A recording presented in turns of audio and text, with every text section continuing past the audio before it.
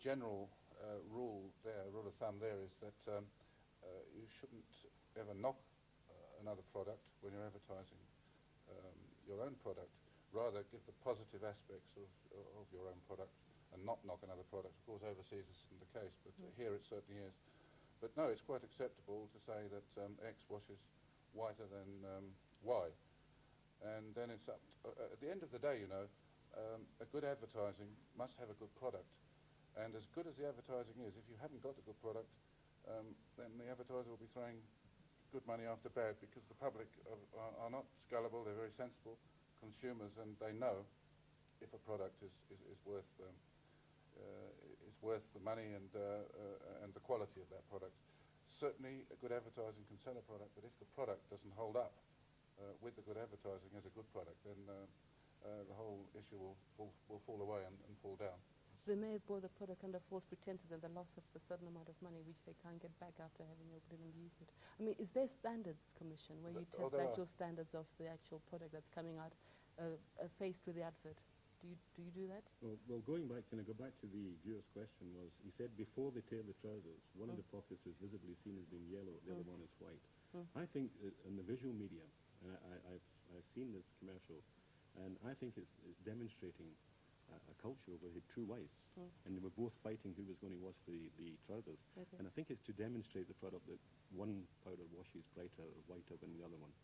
So I think that you look at that, you can pick holes in it and say that's not quite right, but it's demonstrating how one product is better than another.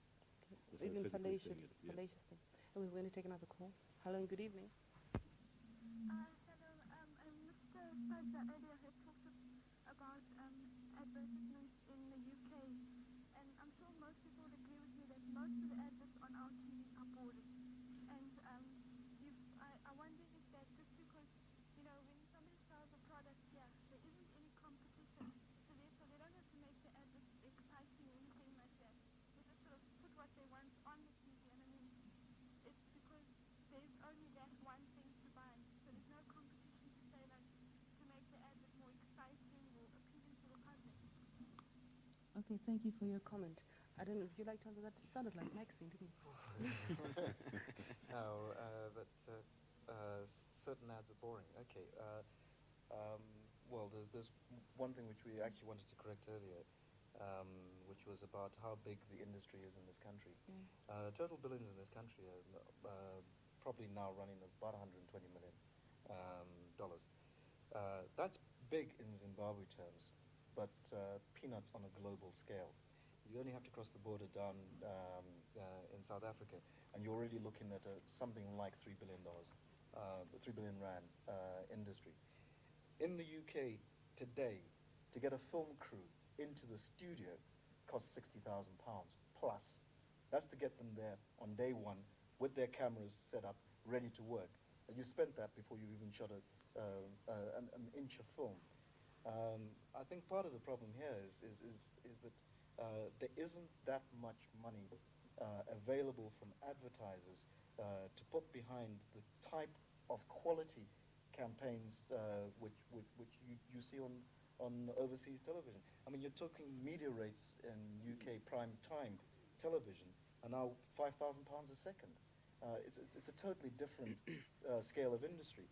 I think there are areas where we can be highly creative without having to spend necessarily that much money, and I think Chaz possibly can comment on that. But before you do, Chaz, can we take another call? Okay, We sure. can come in on that a bit later.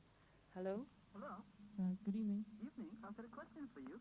Mm-hmm. In connection with a certain mini meal advert that I believe has been running since I came to this country in the early 80s.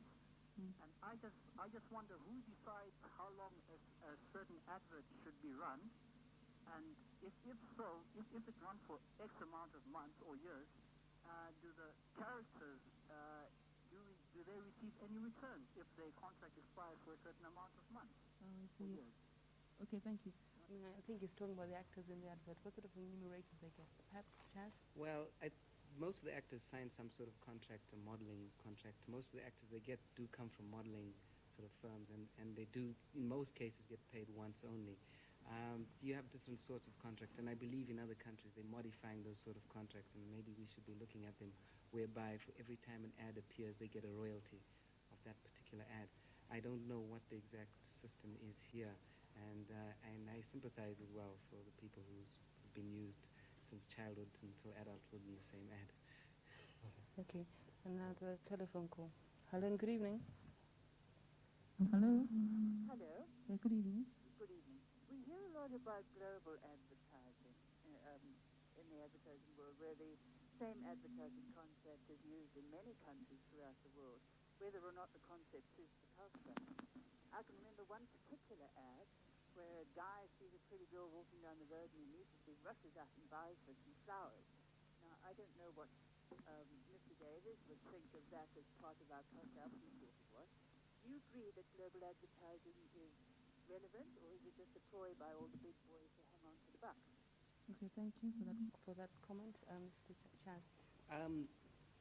I agree with the caller because I actually believe global advertising is wrong. I've always insisted that it does two things. First of all, it cuts into our advertising industry, meaning that we don't get a chance to make that ad. And secondly, also it's part of this multi-international culture, which, this world order which we're trying to do.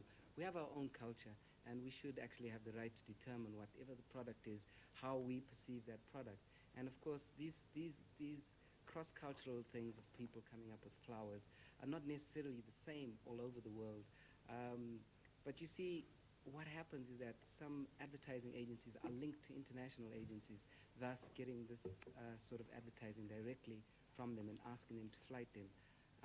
I personally feel that we should fight against this. We should fight by saying that the content of international advertising should be so much %. Therefore, it gives our industry a chance to develop. And not only that, we act culturally responsible in that way. And if they know that overseas, they won't just send the stuff across here. There are varied arguments across the board about this. Some people believe that. But I think the big agencies tend to believe this simply because it's easier to flight an ad than make it, because you get commission on it without actually making it yourself. And you stay in touch with, you link to that particular product. Does it go back to the point of creativity? The early caller who said that the adverts in Zimbabwe weren't particularly imaginative. Do you think there's a case to be made against advertisers here trying to follow too much standards or perceptions of other cultures and not being creative enough? I don't think there's anything wrong following standards. I just don't think that we should follow it blindly. I don't think that we should just adopt things without thinking about them. And I just think that our imagination is not extended to as much as we'd like it to be, because really, if you take something and you work very hard at it, there is an imaginative solution to it. But as I said to you earlier, if we keep getting brainwashed with the Dallases and the Santa Barbaras and these international ads being put into there, I think a lot of people seem that their hands are tied and they have to go in that way. And the client comes to you and says, oh, you know that ad where the girl walks on the beach? We don't have beaches here. So what we're trying to do is create false impressions of what our aspirations are. And I think we should really sort of recollect all those things and say to us, well, how can we be creative within what we're trying to achieve and not just follow blindly? I wouldn't like to answer for the advertising associations, and I think maybe they should answer back at some of these, because I agree with the callers. Should be making phone calls. Before you come in, Arch, we're going to take another call. Hello and good evening. Hello. Hello? Hello, we can hear you. Yes. I just want to ask a question. Please do. There are times when you look at our, especially the national papers, and they are so full of adverts that it becomes a sore to the eye. Is there any way that this would really benefit the advertiser? Because I'm sure most people would just flip through without even looking at the advertising. If there's so much of it in a particular paper. Wouldn't it be better to spread it out so it gets perhaps more visibility? Rather than the sort of the eye that can become a Okay, thank you very much. I think, Tommy, you're nodding, I think, in consent to that. Yes, I think that's a media problem, because we understand, well, we know that every hour on television is open for 10 minutes of advertising time, and we hear that certain publications, print media publications, have 60% advertising to 40% editorial. But I think we don't have to look very far to see that the percentage of advertising is a lot greater than the 60% which they stipulate it is. And I agree with the caller. Sometimes some of the print media we look at is saturated with advertising and not enough editorial. And I'm sure it achieves the opposite effect. So now we've got a call. Hello? Hello?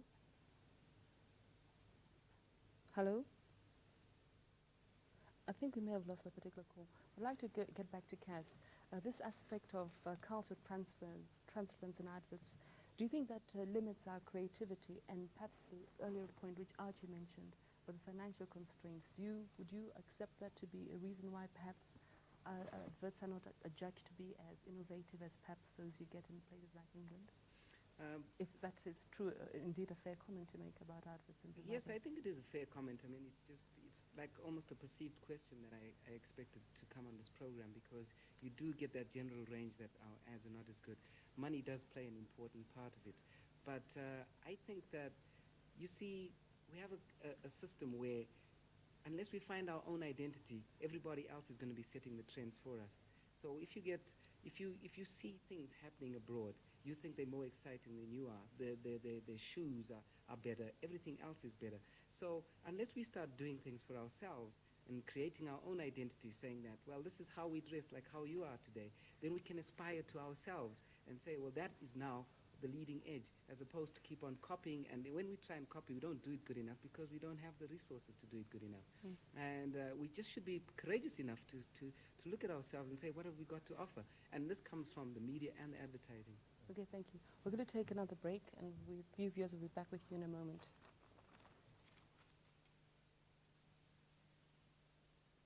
Its impact on society, how it shapes our perceptions about ourselves or about society.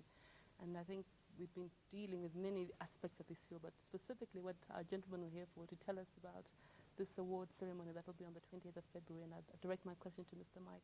What is perhaps the purpose of... sorry, Mike. Tommy. Sorry, getting confused. What's the purpose of this, and how many entrants do you think you'll be getting in this? We're anticipating somewhere between 600 and 700 entries for the awards, which is not the total amount of advertising produced in Zimbabwe. It's only the cream. And number of people attending from the industry, probably about anything from 1,000 to 1,500 people. This year, we're inviting members of the public, if they want to come along in limited numbers to What's see the what cost? it's all about. How much? We've got a two-tier system because one of the briefs was we had to make it affordable for people to get in, and the whole thing has got to be self-liquidating, no profit, no loss. So it's $45 to get in, and if you want to have the dinner, then it's another $55, making $100 in total per person. The other people who are not having to pay for their own tickets, how are you funding the whole event? It seems a very mammoth task. But the funding is, of course, comes from the entry tickets. It comes from the people going to the place, paying for the dinner. It also comes from the entries by the agencies and people into the awards. So they pay, I think, it's $100 for a campaign entry and $35 for a normal entry into it. So that money comes from there. But I think it's important to say we get a lot of sponsorship. South African Airways are actually flying the judges in free of charge, and Michael Satel are accommodating the judges for 10 days free of charge. Why are we having judges from South Africa? If we're talking about this culture transference bits and trying to stimulate our own perceptions. This is the first time. And we looked at it, and we've been judged by Americans, Kenyans, people from Europe, people from... but why were we judged by Americans or Kenyans previously? They believe that it's got to be impartial. It's got to be people away from our own creative environment so that they can look objectively at the adverts and assess them. And this year, because of the warming relations between Zimbabwe and South Africa, we felt here is people in the same continent, next door to us, living with virtually the same cultural things as we are. And we believe we'll get a better point of view than we would say from the Americans who are living their culture. What was the purpose in starting this whole award aspect? Maybe being a previous chairman of this organization, can you tell me a little more about it? Yes, and how long it's been in existence for? It's been in existence for 31 years to date. And the purpose of having the awards is really to push forward the barriers, to create an awareness of what is good in advertising, people always try their best for competition and put in their best work. So it's a chance to see the good work and to judge it by